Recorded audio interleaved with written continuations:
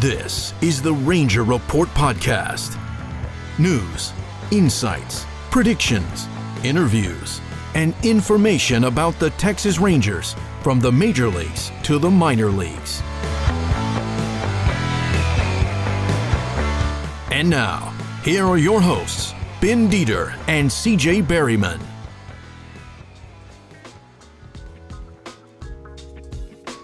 Hey everybody, welcome to the Ranger Report Podcast. I am Ben Dieter. Nathan Hague is joining me today. How's it going, guys?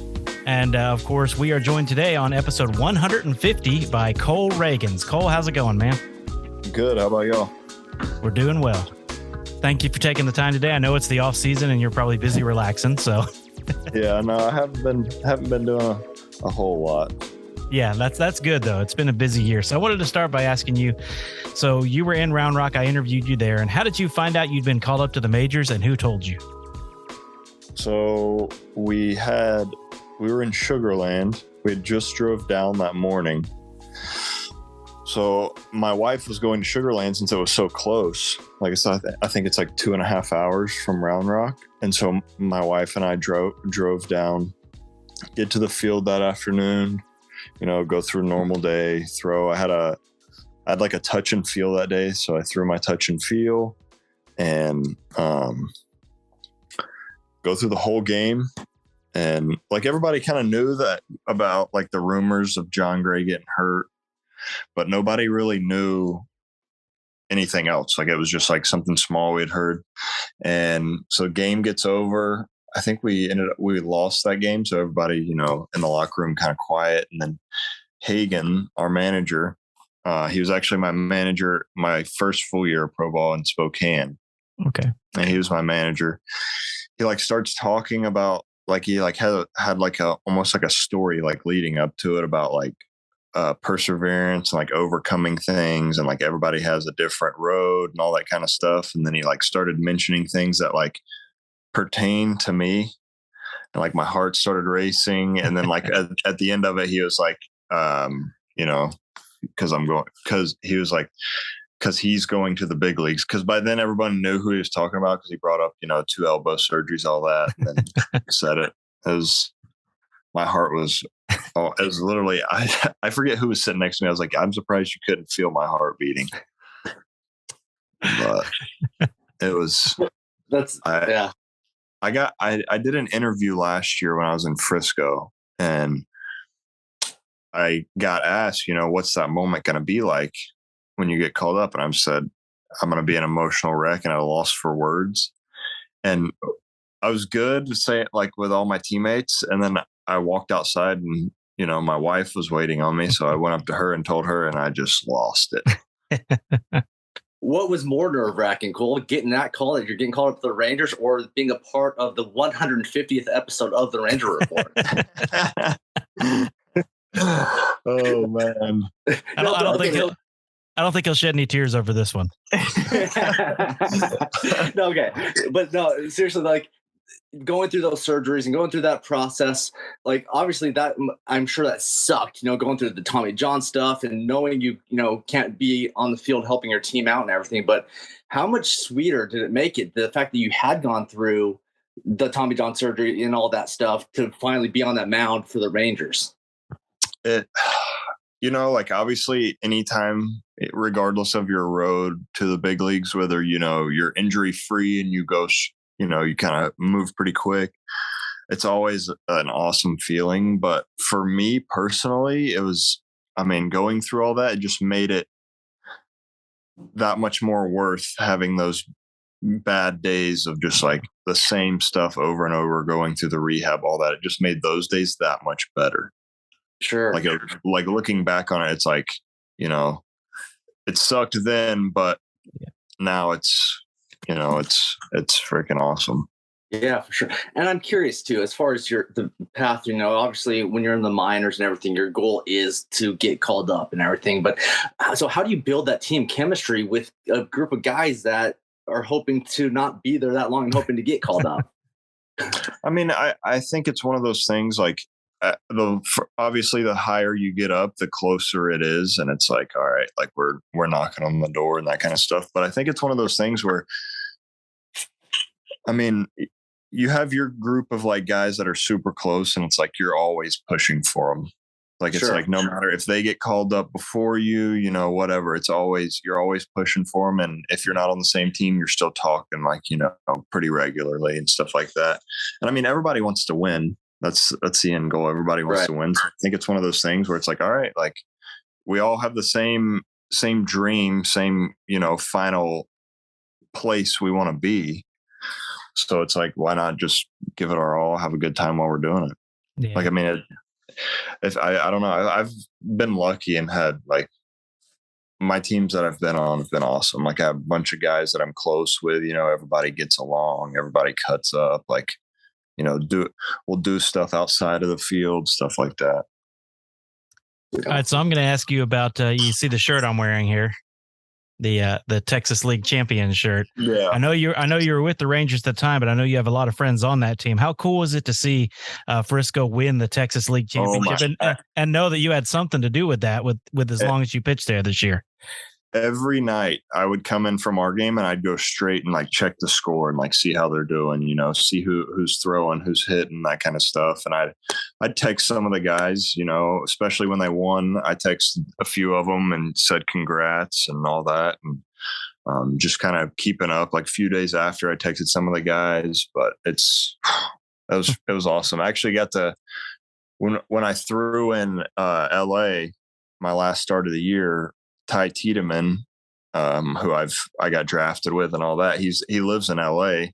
And so he came to the game. I got to talk to him about it. He said that it was unreal. Like the championship, the final game, the game they won to win it all he said was unbelievable.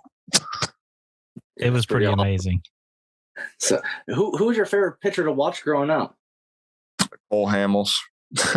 Yeah. Hard to believe, right? Yeah, strong left-handed. Yeah, strong left-handed pitcher. Really surprised that was your favorite growing up. You draw comparisons to anybody? Often? I mean, I've heard the Cole Hamels. Sure.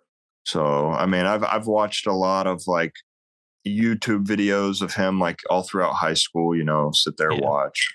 Like it's mostly just like highlight videos, but I'm like watching like. You know, it's not even like I was watching for something certain. It was just I enjoyed watching his stuff. Sure. You know, Nathan mentioned feeling old. You know what really makes you feel old? When I interviewed Mitch Brad on Monday, I realized he's 6 months younger than my oldest daughter. Oh. I was like, no, this can't be right. I can't be that old yet, man. But anyway, yeah, it just made me feel weird. But let's go back to that first major league start. How did you feel, and who was more nervous, you or your wife? So I was super nervous, like all day. I'd say like going through my like warm up routine inside, like getting my body ready to go outside. Super nervous, like, you know, almost like hands are shaking, nervous. And I walk out, you know, obviously heart's racing. I'm walking out to like the bullpen and stuff, and I get out there, and once I started like stretching and started my pregame throwing and all that, it kind of went away. Like, not saying I wasn't nervous. I was nervous, but it was like the anxiousness side of it, like kind of like, I don't know, it just kind of faded away. And once I got out there on the mound, I was like, all right, like, let's go. Is there anyone you faced that you almost starstruck by? Like, oh my gosh, I can't believe I'm pitching to him. No, not really. I mean, obviously it's cool to face all the guys that you've watched for the last, you know, 6, 8, 10 years. Sure. It's cool to see them play, but it's hard for me like to get starstruck by a baseball player. Uh-huh. Just because it's like one of those things, like I'm sitting across the way from this guy. Like, yeah, it's like I'm glued watching him play. Yeah. But I'm not like, oh my gosh, like, holy cow. But it's like, it's more so of like, wow, that guy's a lot bigger than he looks on TV. Right. Like stuff like that. Like, you know, Judge is big, but when you see him in person, he's even bigger. Yeah. Like when he's standing next to like a normal sized person, he's ginormous. Yeah, no doubt. I went to the Do It for Dirt charity on Friday night, and I got to meet Colby Lewis, and I did not realize how tall that man was until I stood next to him. My goodness, he is and that's like what you're saying. Like, I wasn't starstruck by him, but I was like, dude. And of course, back in the day, you know, watching the Rangers in 10 and 11, he was probably my favorite pitcher because he's still the which hopefully one of you guys will take his place as the winningest postseason pitcher in Rangers history. But so I was going to ask you how do you feel by the way, I was going to ask you, are you glad you're not the one that gave up the home run to Aaron Judge, number 62? I was actually going to ask that too just now, but I'm going to let you finish. Oh man. I mean, it was one of those things where it's kind of bound to happen. Obviously you never want to give up a home run regardless to who's in the box. So, I mean, I think it would have been, I wish I could have thrown against them, against the Yankees. I think it would have been awesome. You know, just to get to throw against a team like that. So, did you see Ben jump the wall to try to catch that ball? That was not me. That was not me. Oh man! And that poor guy didn't even get it, man. I know it. No, I want to say I feel like I heard that the guy that caught it and that guy were friends. Oh, is that right? Oh, okay. I could be completely wrong, but I thought I heard somebody say that like the day after or something like that, the night after or something. Weird. Wow. One guy's got bragging rights over the other, that's for sure. Definitely. And money. Yeah, for real. All right, so let's go back to the major leagues for a minute. You've been through your first major league stint now. You got it out of the way. You got 8 starts, I believe. Is that right, in the majors, I think, this year? I think you started 8 games, I think is what I read. But how do you feel, and are you happy with sort of your first stint in the majors? I know you always want everything to go perfectly, but that's not going to happen. But are you pretty happy with how it went? I mean, I wouldn't say I'm disappointed in it. I think I'm like an in between. Like there's certain things that I know I'm better at doing that I let kind of get away from me a little bit while I was up there, like the walks, especially like probably the first three or 4 starts, kind of walks and command of everything, you know, falling behind guys. And I think it really hurt me, where I think if I would have, you know, just filled it up, kind of like, I felt like I did a really solid job of it when I was in Round Rock. Like that was, I even had a lower walk rate there than I did in Frisco. Okay. But I felt like when I was doing that, it was helping, you know, it helps everything else feed off of, you know, if I'm commanding my fastball in the zone. So it was like little things that I kind of aggravated me, but overall, like I learned an unbelievable amount in just a little bit of time. Like it's just like seeing, you know, sitting there watching Martin throw every 5 days. I mean, that's a treat. Like it was, it was fun. I'd sit there and, you know, I'd watch it in person, and then I'd go back on the iPad where I could watch from behind and like sit there and really see exactly where the pitch was and that kind of stuff. But it was 12. Sorry. You got 8 at Round Rock, 12 at the majors. Sorry. I'm a stats geek. No. I don't like getting things wrong. No. I think I had 12. I think it was 12. Yeah. Let me look real quick. I thought it was 8 or I think it might've been 9. Okay. You had, I know you had 8 at Round Rock because I wrote that down. Yeah. I want to say it was 9. All right, Nathan, go ahead. I'll look it up while you're asking the next question. And obviously, like there's a lot of question marks as far as in the front office with the general manager, with the manager. And without dropping any names, do you have anybody in mind that you hope take those spots? No, I mean, no, not really at all. I mean, obviously CY is, looking for somebody that's going to help us win for a while. Yeah. So, I mean, I don't really have a preference, it's not like I've been up long enough where I've seen managers and all that kind of stuff. Like I don't really know, right. That side of things is, I have no idea about. Yeah.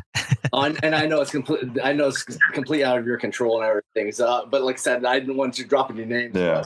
So yeah, I'm just curious if there was, just by reputation. Or no, anything, I mean, I've like, I see things like on, MLB or something. If I'm on the app looking at what the playoffs are doing right now, you'll see things like who they're interviewing and stuff like that. But like, I don't know. Shocking. The actual player knew better than me. He had 9 starts. You were right, Cole. It was 9. See, but now I can just edit all that out and have myself saying 9, so I sound like I know what I'm talking about. That's the great part about not being live. Yeah. That's great. All right, I wanted to ask you about the fact that you were the minor league Nolan Ryan pitcher of the year this year for the Rangers. Of course, you did really well in Frisco and Round Rock and pretty good at the Rangers, but most of your time this year was spent in Double and Triple A. So was it kind of cool? How'd you feel winning the Nolan Ryan pitcher of the year for the Rangers? I mean, it's awesome. It's obviously, it makes you feel good that, you know, they decided that you deserve that award and that kind of stuff. But you know, it's awesome. Like this was technically my 7th year. So I've sat here and watched, you know, all these guys win it and what kind of seasons they've put up and the unbelievable, you know, like Cole Wynn's numbers last year when he won it were just, I got to sit there and watch it for half the year. It's just unbelievable. So it's you know, it definitely makes you feel good that you get to join those guys. Yeah, it's pretty awesome. Have you ever met Nolan? No, I have not. Yeah. That'd be pretty. Well, hey, we got Nolan right. Just kidding. Yeah, that'd be awesome. I watched his documentary the other day. That thing is great, good, wasn't it? Yeah, it's really good, really good. Yeah, Fun fact: the only time I ever met Nolan Ryan was in Round Rock. Really, some of it is filmed in Round Rock. I noticed, like I just like under the concourse or something. Yeah. Well, the funny thing for me, this is a side story that no one cares about, but I'm going to tell it anyway. But the funny thing for me is I didn't know he was going to be there. They were retiring Jackie Moore, who'd a longtime Ranger coach for a long time, and I didn't know Nolan was going to be there. So I went down on the field. It was my first official game to ever cover. This is like 2012, and so I'm out there on the field, and they go, "Oh, you guys have someone to interview." And I turned around, and it was him. And I probably stared like a dumbfounded idiot for the entire interview. Never said a word to him. I just stared at him like a fangirl the entire time I was standing there. That's a heck of a first day. Yeah, yes, it was. I remember that because you texted me the picture of it. Yeah, and like kind of nervous. Yeah, I didn't know what to do. I was just staring at him like I can't talk to him. Yeah. Since I got you young, when you become all famous like that, I won't be that nervous around you because I've already talked to you. So I can oh my gosh, Nolan Ryan will never. I don't know. There will never be another Nolan Ryan. No. When they talk about unbreakable records, his strikeout record, I don't think will ever be broken. Yeah, and also 7 no hitters. You know, it's just incredible. Yeah, so those two right there. Those two. Those two. Yeah. Cal Ripken's streak that'll never be broken. There's some records out there that'll never be broken. It's just a shame he never won a Cy Young. Yeah, that's wild. I know. Well, I mean, but if you watched him play and you watched the documentary, but I watched him play when he was playing. If he was bad, he was really bad. Like he'd be out in the 2nd inning if he was having a bad day. But those years where he had 2 no-hitters? Yeah, but if he was good, it's like, but in his 40s, he threw 3 no-hitters after the age of 40? That's just incredible. That is unbelievable. If only, I mean, I'm thinking he was almost my age when he threw a no-hitter, and I'm like, what? I'm Santa Claus, so it's like I'm really old. So it's just amazing that he did that. Yeah. So Nicole, like what is something like that you would tell somebody asked you for advice, how to get to where you are today? What advice are you giving them? Oh man, work hard. Like whatever you need to. I mean, the older you get, the more you know exactly what you need to get done to have yourself ready. I mean, work hard, soak up as much information as you can. You know, you don't not soak up a lot of information or as much information as you can in the sense of like listen to every single person, but take bits and pieces from this conversation and this conversation and this meeting and, you know, and then, you know, you figure out what you like the most and you take little bits and pieces. But I mean, I feel like the biggest thing would be work hard, be a good teammate, but also have fun at the same time. Right. Yeah, I imagine that's sometimes hard to do in the process because you're just working to get up and you have all these goals in mind. But then, you know, sometimes it's almost like you forget to have fun. Yeah, it seems like trust the process. Like a big thing that I did, especially after I had my surgeries and stuff and came back, is like I just try to stay where my feet are. enjoy it. I'm getting to play baseball every day. Like, just try to, when the person making decisions to, move people up is ready for me to move up, then that's when it'll happen. But until then, I'm going to enjoy it. I'm going to have fun, and I'm, work hard and prepare for each start. Yeah. And I feel like it had just helped everything be so much. I enjoyed it more because I wasn't worried about things. Like I was just going to have fun. So, sure. All right. So how long do you plan on taking off before they're going to start you throwing again? I'll just pick up a baseball sometime. Like, I want to say it's the second week of November. Okay. And, just ease back into it. Obviously take my time, take it slow, but. How is the elbow feel after that full season? Great. It honestly, it feels, I felt like I could keep going. So it was a big thing to end on, throwing more innings than I ever have and still feel like I could keep going was big. All right. So do you have any major off-season plans? You guys going to do anything fun during the holidays? We got a few weddings, few friends, getting married in the next few weeks, going on a bachelor party this weekend for one of those guys. So it'll be fun. A bunch of my friends from back home all get together and we're going to go have a good time. So I think we're going. My invitation must have got lost in the mail or something. Oh man. But no, I mean, nothing crazy. Yeah. Well, it's been a great year for you, Cole. It's been a good year. I enjoyed getting to meet you in Round Rock, enjoyed, getting to talk to you, and enjoyed watching you on that major league mound for the first time. I had nerves for you too, just because, I've been covering the minors for several years, been following your story with the 2 Tommy Johns. And then of course, in Round Rock, and been really cool. So we were really excited to see you where you are. And hopefully, you earn that spot and win it back in spring training next year, but we'll try to have you on again when spring training starts next year. Yes, sir. Thank you so much. We're definitely going to claim ownership for any success you might have too. Definitely that. We're definitely going to do that. So. That's my other funnest story about that night I was in Round Rock. Do you know who Brett Nicholas was? He was a catcher in the system for a long time. Yeah. I was actually there to interview him. And he hit the walk-off home run at the end of that game, to win. And I had tweeted at him that it must have been my interview skills that caused him to hit that walk-off home run. He for some reason, he didn't agree that was what caused it, but he did say that may had something to do with it. So if you go out and tear it up this year after we interview you, then actually we had Zach Ken on earlier, and he went out and threw his best game ever, and he asked us if he could come back on the following week. That's great. Oh man, that's awesome. Baseball players and their superstitions. But anyway, Cole Ragans, thanks so much for joining us, sir. Yeah, thanks, man. Thank you all. Thank you. All right, tell your wife thanks for loaning you to us for a while. Yes, sir. All right, Cole, thanks. A good one. You too. Thanks for listening to the Ranger Report podcast. Find us on Twitter, Facebook, and at therangerreport.com.